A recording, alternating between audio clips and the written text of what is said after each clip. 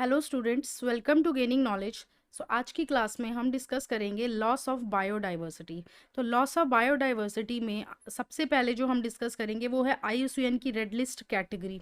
उसके बाद हम डिस्कस करेंगे कि लास्ट 500 ईयर्स में आईयूसीएन के अकॉर्डिंग जो स्पीशीज़ एक्सटिंक्ट हो गई हैं उनके बारे में। और फिर हम डिस्कस करेंगे कुछ रीसेंट एक्सटिंक्शंस, और उसके बाद लास्ट में हम डिस्कस करेंगे कि मेन जो कॉजेज़ हैं बायोडाइवर्सिटी के वो क्या हैं। ठीक है, तो स्टार्ट करेंगे सबसे पहले आईयूसीएन की रेड लिस्ट कैटेगरी से। तो आईयूसीएन की जो रेड लिस्ट कैटेगरी है उसमें आईयूसीएन ने क्या किया है, स्पीशीज को डिवाइड कर दिया, उनकी कैटेगरीज बना दी गई हैं। जिसमें जो फर्स्ट कैटेगरी है वो है एक्सटिंक्ट।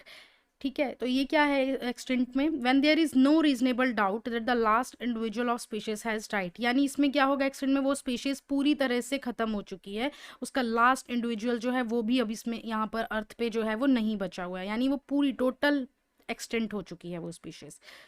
दूसरी जो इसमें आती है वो है extent in the wild. Extent in the wild में क्या है, a species which survive only in captivity, यानी अब वो अपने नेचुरल हैबिटेट में प्रेजेंट नहीं है, वो सिर्फ कैप्टिविटी में ही रखी जाएगी। उस स्पीशीज को हम बोलेंगे एक्सटेंट इन द वाइल्ड। अब बात करते हैं तीसरी category, critically endangered. Critically endangered क्या होगा कि when species is facing extremely high risk of extension in near future. ठीक है, यहाँ पर क्या होगा, बहुत ज़्यादा हाई रिस्क है उसके एक्सटेंशन का फ्यूचर में। यानी कि यहाँ पर लगभग 80% के आसपास उसकी पॉपुलेशन जो काफ़ी 10-20 ईयर्स में जो है वो डिक्लाइन हो जाएगी, यानी कम हो जाएगी। ठीक है, इसलिए इस टाइप की स्पीशीज को हम बोलेंगे क्रिटिकली एंडेंजर्ड। अब एंडेंजर्ड में क्या होगा, a species facing very high risk of extension in the wild because of very low number of individual. यानी यहाँ पर भी क्या है, जो रिस्क होगा एक्सटेंशन का वो काफ़ी ज़्यादा है, लेकिन as compared to critically endangered यहाँ पर जो स्पीशीज़ है उनका नंबर थोड़ा सा ज़्यादा होगा। यानी यहाँ पर जो स्पीशीज़ की परसेंटेज होगा वो कितना डिक्रीज़ होगा, लगभग 50% के आसपास पॉपुलेशन डिक्रीज़ कर जाएगी एंडेंजर्ड में। इसके बाद आएगी वनरेबल। वनरेबल में क्या होगा, a species that is likely to be endangered if the condition it requires to survive are not suitable और it's number is decreasing at a very rapid rate. यानी ये वो स्पीशीज होगी जो एंडेंजर्ड की कैटेगरी में आ सकती हैं अगर इनको जो कंडीशन इनके सर्वाइवल के लिए चाहिए वो नहीं मिली तो। पहली चीज़ तो ये होगी। दूसरी चीज़, इनकी जो पॉपुलेशन होगी वो लगभग 30% के आसपास डिक्रीज कर जाएगी। ठीक है, यानी जो एंडेंजर्ड थी उसकी पॉपुलेशन 50% के आसपास डिक्रीज करी, और इसमें क्या होगा, लगभग 30% के आसपास इनकी पॉपुलेशन जो होगी वो डिक्रीज कर जाएगी, डिक्लाइन कर जाएगी। ठीक है, तो यानी अगर इनको हमने नॉर्मल कंडीशन सर्वाइवल के लिए जो भी कंडीशंस इनको चाहिए वो नहीं दी तो ये भी एंडेंजर्ड की कैटेगरी में आ सकती हैं। वनरेबल के बाद आएगा नियर थ्रेटेंड। नियर थ्रेटेंड का मतलब होता है कि जिन स्पीशीज को बहुत ही लो रिस्क है एक्सटेंशन का, और इस वजह से इनको वनरेबल, एंडेंजर्ड और क्रिटिकली एंडेंजर्ड कैटेगरी में नहीं रखा गया है, और अगर इनके ऊपर थोड़ा भी अटेंशन दे दिया जाए तो ये दोबारा से नॉर्मल स्पीशीज की तरह बन सकती हैं। इसी वजह से इनको नियर थ्रेटेंड स्पीशीज बोलते हैं। इसके बाद आएगी लीज कंसर्न। लीज कंसर्न वो स्पीशीज होती हैं जिनका नंबर जो है वो काफ़ी ज़्यादा है। जब इनका असेसमेंट किया गया तो देखा गया कि इनका जो नंबर है वो काफ़ी ज़्यादा अमाउंट में ये प्रेजेंट है, इसलिए इनको लीज कंसर्न बोलते हैं। अब बात करेंगे डेटा डेफिशिएंट। डेटा डेफिशिएंट वो स्पीशीज़ हो गई जिनके बारे में कोई भी एडिक्वेट इंफॉर्मेशन हमारे पास नहीं है, जिससे इनका जो रिस्क ऑफ एक्सटेंशन है उसके बारे में हम डायरेक्ट वे में और इनडायरेक्ट वे में असेसमेंट नहीं कर सकते हैं, इसीलिए हम इनको बोलते हैं data deficient species.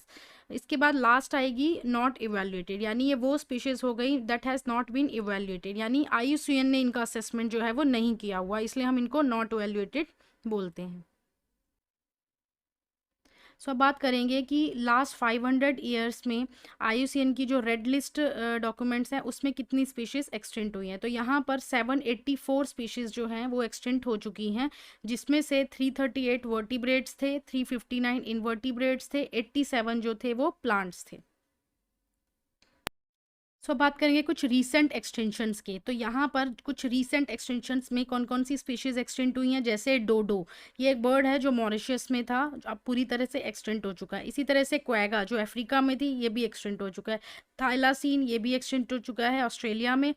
Stealer sea cow जो ये रशिया में थी, ये भी एक्सटिंक्ट हो चुकी है। इसके साथ में 3 सब स्पीशीज हैं टाइगर की, जिसमें बाली, जावन और कैस्पियन, ये भी तीनों एक्सटिंक्ट हो चुके हैं। तो जैसे ये जो है क्वेगा है, जो एक टाइप ऑफ जेब्रा था, वो भी एक्सटिंक्ट हो चुका है। डोडो बर्ड जो है ये भी एक्सटिंक्ट हो चुका है। और ये जो है स्टीलर सी काउ, ये एक्सटिंक्ट हो चुकी है। इसी तरह से 3 सब स्पीशीज में बाली टाइगर, कैस्पियन टाइगर और जावा टाइगर, ये तीनों ही एक्सटिंक्ट हो चुके हैं। और इसके साथ में जो थाइलासीन है ये भी एक्सटिंक्ट हो चुका है। तो ये जो है ये रीसेंट एक्सटिंक्शंस हैं। इसके साथ में ही ट्रॉपिकल पैसिफिक आइलैंड में यहाँ पर ह्यूमंस के आने की वजह से 2000 से भी ज़्यादा जो स्पीशीज़ हैं बर्ड्स की, वो एक्सटिंक्ट हो चुकी हैं। इसके साथ में ही 15,500 स्पीशीज़ वर्ल्ड वाइड अभी भी एक्सटिंक्शन का थ्रेट फेस कर रही हैं। और प्रेजेंटली अगर हम बात करें तो 12% स्पीशीज़ बर्ड की, 23% मैमल्स की, 32% एम्फीबियंस की और 31% स्पीशीज़ जिम्नोस्पर्म की जो है वो वर्ल्ड वाइड एक्सटिंक्शन का थ्रेट फेस कर रही है। तो अब देखते हैं कि बायोडाइवर्सिटी का इन जनरल अगर लॉस होगा किसी भी रीजन में तो क्या क्या चीज़ें हो सकती हैं। सबसे पहले क्या होगा, प्लांट की जो प्रोडक्शन है उसमें कमी आ जाएगी। दूसरा क्या होगा, रेजिस्टेंस जो होगा वो लो हो जाएगा। ठीक है, यानी इन्वायरमेंटल डिस्टर्बेंसेस जब आएंगे तो रेजिस्टेंस जो होगी वो नहीं होएगी, यानी कि ड्रॉट कंडीशन, फ्लड कंडीशन, इस टाइप की जो है वो कंडीशंस आएंगी। इसके साथ में वेरिएशंस जो हैं वो ज़्यादा से ज़्यादा हो जाएंगी। जैसे कि प्लांट प्रोडक्शन है उसमें हर साल लगातार चेंजेस आएंगे, वेरिएशंस देखने को मिलेगी। वाटर यूज़ में वेरिएशंस होंगी, पेस्ट एंड डिजीज साइकिल्स। तो यानी यहाँ पर क्या होगा कि अगर किसी रीजन में बायोडाइवर्सिटी लॉस हो जाएगी तो यहाँ पर वेरिएशन जो है वो ज़्यादा बढ़ जाएंगी, रेजिस्टेंट जो है वो कम हो जाएगी और प्लांट की जो प्रोडक्शन है वो भी कम हो जाएगी।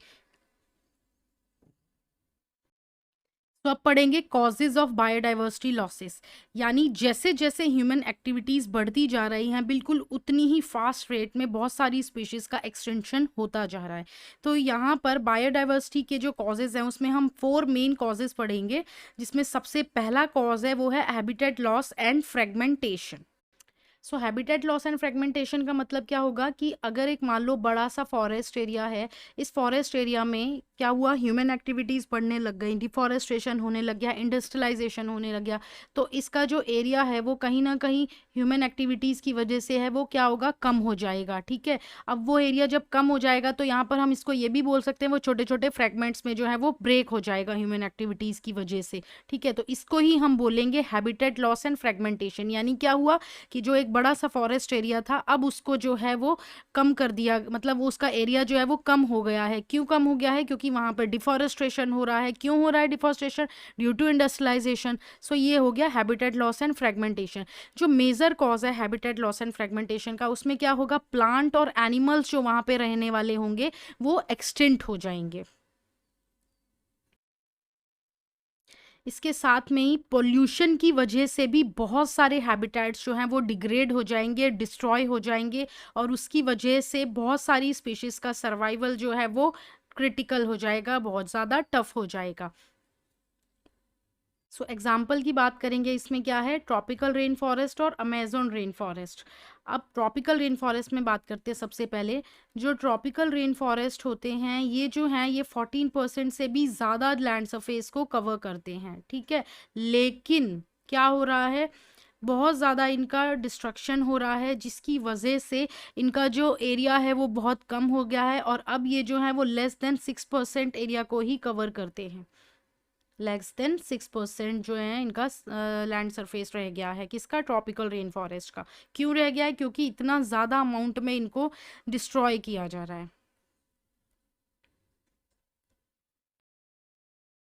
अब जो दूसरा एग्जाम्पल है वो है अमेजोन रेन फॉरेस्ट का। अमेजोन रेन फॉरेस्ट को हम लंग्स ऑफ प्लैनेट भी बोलते हैं।